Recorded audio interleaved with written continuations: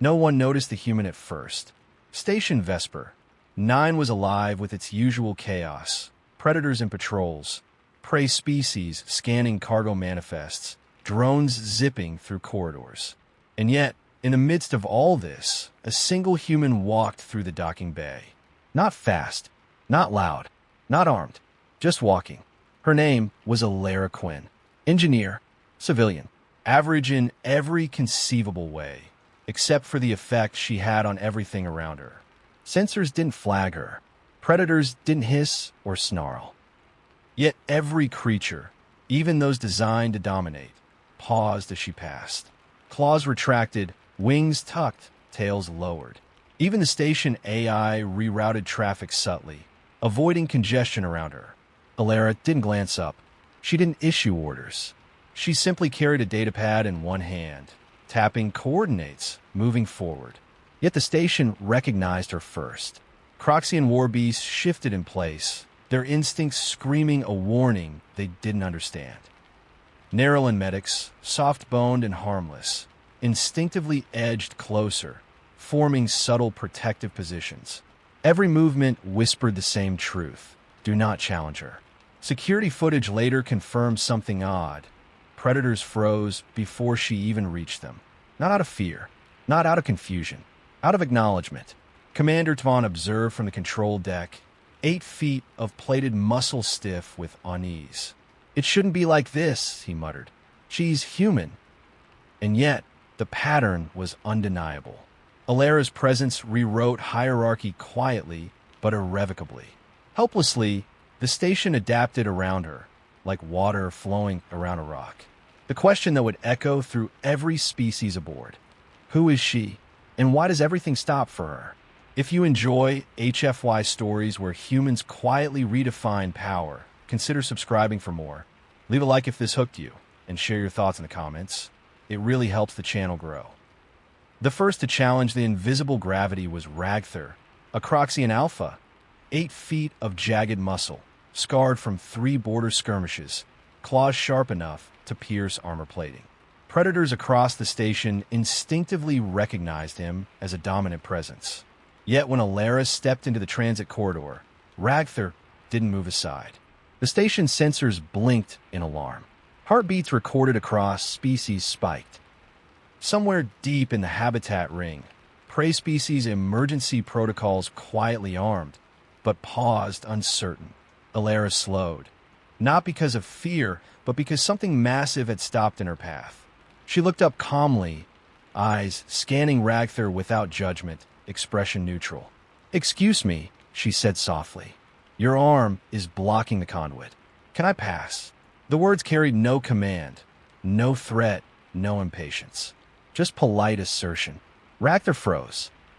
His instincts screamed to maintain dominance, to assert superiority, but another older part of him whispered, "This is not prey." Seconds stretched. Claws twitched. Tail shifted. Every predator instinct he had demanded he challenge her. Yet he stepped aside, a single deliberate step. Alara nodded once, continuing forward without looking back. Across the station, logs updated automatically. Anomaly detected. Submission response without aggression. Human subject, priority observation. The prey species exhaled quietly. They had seen this pattern before in myths, in survival lore. When a creature doesn't need to assert dominance, it already owns the hierarchy. Commander Tvon stared at the footage, unease crawling up his spine. Humans were never apex predators. That much was known, but this was something different. Something the station itself had already decided. The warning across species was clear: do not underestimate her. The prey species didn't panic. They adapted. While predators ran private diagnostics, checking muscle memory and instinct loops, the soft-bone Kesh and Nerelan quietly altered their routines. Work groups shifted. Seating arrangements changed. Living quarters near Alara's path filled more quickly than any other sector. Not for safety, but because they instinctively recognized leadership gravity. In a hidden chamber, Nerelan elders convened. No predators, no station authority. Just them, whispering over ancient logs and survival archives. She is not aggressive, one said, frills trembling. That is the danger. She moves like a pack anchor, another replied. Not a hunter, but a center. They scoured old archives, pre-contact myths, extinction survival heuristics. The pattern appeared repeatedly. When a creature doesn't postulate dominance, when apex predators yield without conflict, when the environment reorganizes subtly around one being, it was not prey, not predator. It was inevitable. Meanwhile, Elara sat in Logistics Bay 3, unaware she had become the subject of interspecies councils. She sipped her tea, reviewing cargo anomalies, brow furrowed slightly. A junior cache technician hovered nearby. Mom. Yes. You don't mind if I stay here? Of course not. Why would I? The technician relaxed. Two more prey species drifted closer, pretending to work. Even a Warbeast-class sentry subtly adjusted position. Not to watch her, but to face outward defensive orientation. The station AI quietly noted. Multi-species alignment detected. Behavior consistent with pack formation.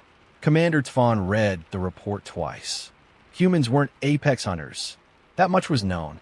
But this was environmental dominance. Before anyone could react further, a station alert chimed. External transit deviation unauthorized.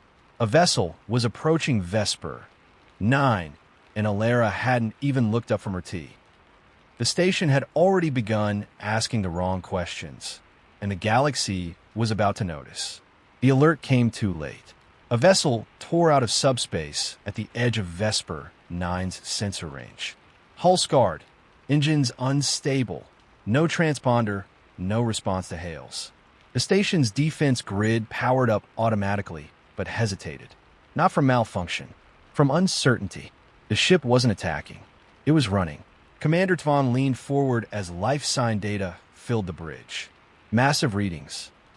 Contained, but unstable. Something inside was tearing itself apart, breaking free of restraints. Emergency venting triggered. Bulkheads buckled. Predators across the station reacted instinctively. Muscles tensed, claws flexed, wings flared. Ragthor felt the old instinct spike, the apex alarm reserved for extinction-level threats. Containment teams mobilized, shields activated, and then, as if the station itself waited for permission, Elara stepped into the main concourse. Red emergency lights reflected softly on her face. She paused, observed the approaching vessel, and muttered under her breath, calm but precise. That's not good. The transport shuddered, hull rupturing less than a kilometer from the station. Something massive was ejected, limbs, claws, and a body that didn't obey physics and latched onto the outer ring. Predators froze. Prey species scattered. Security teams aimed and hesitated. Elara didn't run. She set her datapad carefully on a bench, straightened her sleeves, and walked toward the airlock. Tvan's voice cracked over comms. Civilian, stop. That is a Class Omega organism. Elara paused, thumbed her earpiece. Oh, that explains the smell. And then she continued forward. The station fell silent, not from fear, but from anticipation. Every species, predator and prey alike, felt the truth simultaneously. Whatever was coming was about to meet something worse. The airlock screamed in protest. Metal groaned as reinforced plating bent inward. Every simulation the station AI ran predicted catastrophic failure. Hull breach, mass casualties, total loss of Vesper 9. The organism forced its way inside. Too many limbs, too many joints bending wrong. Hide that refracted energy shields like mist. It was not built to be fought. It was built to destroy, consume, or escape. Security teams fired anyway. Blasters tore through the air. The creature didn't flinch. Predators who had survived war zones instinctively sensed something break. This wasn't instinctual dominance. This was existential terror. Then Elara stepped through the inner hatch. No armor, no weapons. Just her calm, deliberate, assessing the creature. The organism snapped its head toward her immediately, halting mid-advance. Limbs hesitated. It recognized her. Predators noticed first. The fear in the room was no longer coming from them. Alara took 2 steps forward, tilting her head. "Oh," she said quietly, "you're not supposed to be here." The massive organism recoiled, limbs curling defensively. A subsonic hum, distress, warning, submission. Tavon's hands shook as he watched. "Impossible," he whispered. This creature, one that had destroyed entire colonies, recoiled from a single human. Alara advanced 1 more step. Predators, without realizing it, dropped their weapons. "You're lost," she said. Not loud, not angry, certain. "And you know better than to push into occupied territory." The organism bowed fully, limbs tucked. Apex submission confirmed. The AI logged. Hierarchy override. Human subject recognized as supreme threat. Alara exhaled softly. "Good. Let's get you contained before someone gets hurt." It was then that everyone realized the predators hadn't been making space for a human. They'd been making space for the top of the food chain. Containment took 6 minutes. Not because the organism resisted, but because Alara insisted on doing it carefully. She guided it into a reinforced holding field with soft gestures, low tones, and the kind of precision that made predators and prey alike watch in disbelief. When the field sealed, the station didn't cheer. It exhaled. Predators avoided her gaze. Prey species watched in awe. The station AI quietly restructured protocols, traffic flows, and priority hierarchies without a single command from her. Finally, Commander Tvon ordered a debrief. Alara sat across from him in the command chamber. Hands folded, posture relaxed, nothing restraining her. "Ms. Quinn, we need to ask some questions," Tvon began. Alara smiled politely. "I figured. What are you?" The room fell silent. Not a defensive silence, but a waiting silence. "I'm human," she said. Devon blinked. Respectfully, that answer no longer satisfies. A faint flicker crossed her face. Amusement. "Commander," she said softly, "your species classifies danger by teeth, size, aggression. Humans learned long ago that those metrics don't matter." She tapped the table once. "What matters is who the environment reorganizes itself around." The AI chimed again. Logs flooded. Predator postures, prey clustering, drone and patrol adjustments, all following her routes automatically. "You didn't dominate that creature," Tvon said slowly. "No," Alara agreed. "I outranked it." Silence hung, heavy. Then she added casually, "And if it had refused to submit, I would have removed it." Not a threat, a fact. Tvon understood something terrifying.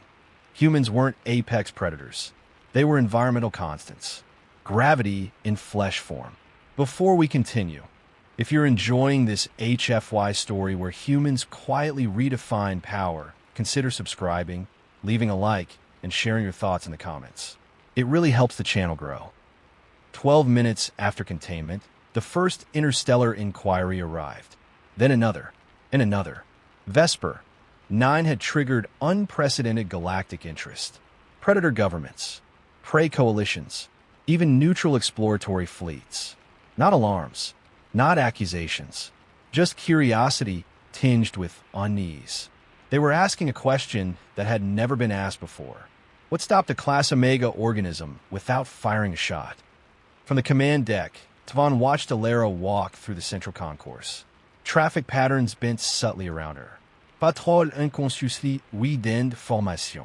Security drones hovered in defensive arcs, not to monitor, but to protect the empty space she occupied. A transmission window opened. A calm alien voice said, "Station Vesper 9, we request clarification regarding the human known as Alara Quinn." Devon hesitated. Clarification about what? The alien paused just long enough to be unsettling. Is she unique or representative? Tvon felt cold dread. He already knew the answer. "I do not believe she is unique," he said carefully. "I believe she is typical." Silence. Alara, standing at a viewport, gazed out at the stars. She didn't sense them through instinct. She sensed experience. Every observation, every movement, Every ripple in the station told her something fundamental. The galaxy had misread humans entirely. The dangerous phase had begun. Observers leaned closer, not back. Predators, prey, and AI systems all paused to calculate something new. The station AI flagged projections. If human presence increases, current hierarchies collapse. New stable configuration forms around human coordination. Alara exhaled softly. Yeah, she murmured. That sounds about right. Somewhere far beyond Vesper. 9. The galaxy had begun to reassess dominance itself, and it was already too late. The second human arrived quietly. No warnings, no fanfare. Just a routine docking at Vesper 9's civilian ring. Security didn't scramble. Predators didn't snarl. The station simply adjusted. Alara sensed it before she saw him. A subtle shift in air pressure in the cadence of patrols. She looked up from her console as the docking announcement chimed. Jonah Reyes, systems engineer, transfer from an inner colony. She smiled softly. Oh, backup. Predators noticed immediately. Where Alara bent reality subtly, Jonah reinforced it. Patrol inconsciencely weekend formation. Drones repositioned, not to observe, but to make space. Prey species instinctively clustered closer, relief rippling like shared breath. Twan watched the AI update its models. Human presence, multiple. Effect, amplification, not dilution. Jonah stepped onto the concourse, puzzled. Why is everyone staring? Alara handed him a cup of station coffee. Long story. You'll catch up. The two humans walked together casually. Predators lowered their stance automatically. This wasn't dominance anymore. It was ecosystem rewrite. An urgent message arrived from the Galactic Council, encrypted, unmistakably nervous. Request. Human behavioral limits. Clarify pack threshold. Fawn didn't respond. The station AI had already answered. No observed upper limit. Alara glanced at Jonah. How many more transfers coming in? Jonah checked his datapad. 3, over the next few cycles. She nodded thoughtfully. Somewhere deep in the station, Predator's instincts surrendered quietly. For humans wouldn't mean 4 threats. It would mean a new gravitational center for every species aboard. The galaxy had no frame of reference for this. It was too late to stop it. The Galactic Council responded the only way it knew how. Classification. Humans were refiled under controlled apex entities. Observation protocols were updated. Vesper 9 was flagged as a behavioral anomaly zone. Rules. Limits. Something familiar. Finally, some structure. Predators approved, until they tested the boundaries. Carefully. Subtle gestures. Small delays. Quiet dominance checks. It didn't work. Jonah noticed first. You feel that. They're posturing, Alara replied. She changed nothing. Kept walking. Kept working. Kept existing exactly as before. Predators rely on reaction. Humans rely on baseline reality. By refusing to acknowledge challenges, Alara didn't escalate. They were invalidated. Posturing collapsed under its own weight. Prey species noticed instantly. Adjusted. Tightened formation. Trusted humans more, not less. The AI logged the outcome. Attempted hierarchy disruption. Failed. Reason. Human non-engagement. Twan finally understood. The galaxy thought humans were apex predators. Wrong. Humans were environmental constants. Gravity in flesh. Baseline reality that everything reorganizes around. A final council message arrived. Request. Demonstration of human limits. Alara read it once. Deleted it. They still think this is about power, Jonas said. And it's not, she replied, eyes scanning the docking schedules. 3 more humans inbound. The galaxy hadn't realized its error yet, but it was about to. The last shuttle docked without warning. 3 humans emerged. Engineers, scientists, civilians, all ordinary by galactic standards. Yet the station shifted around them as if gravity itself had gained consciousness. Predators didn't attack. They didn't posture. They paused, lowered, and respected the empty space these humans occupied. Prey species clustered tighter, forming protective arcs instinctively. Even drones adjusted flight patterns, patrols rerouted. Alara walked with the newcomers, casual, observing, correcting minor misalignments in traffic and station flow. Her presence alone restructured Vesper 9's ecosystem in real time. The Galactic Council watched remotely. Analysts argued over footage. Protocols designed for apex threats failed to apply. Every prediction was invalid. Humans weren't just apex. They were stationary constants, attractors, organizers. AI logs flashed with new behavioral codes. Human coordination detected. Station stability redefined. Multi-species alignment ongoing. A predator elder whispered, not to anyone in particular. They don't dominate. They organize reality itself. Alara glanced at the viewport, stars reflecting off her eyes. She didn't smile. She simply walked forward, pulling her team with her. And with every step, every route, the station bent subtly around them. The Council's final message. Note, Vesper, 9 experience, unclassifiable. The galaxy had no precedent for humans working this way. There would be no recovery from this observation. Everywhere humans set foot next, predators and prey alike would relearn their instincts. The cosmic balance itself would shift around them. And on Vesper 9, the creatures that once feared apex predators now watched, waited, and obeyed. Alara exhaled softly. Let's get to work. Vesper 9 was no longer an isolated station. News of the human presence spread faster than any military dispatch could travel. Sensor logs, predator behavior updates, and AI analyses from multiple sectors all fed into the galactic network. Everywhere, species began recalculating hierarchy, coordination, and risk. Colonies reported subtle, inexplicable changes.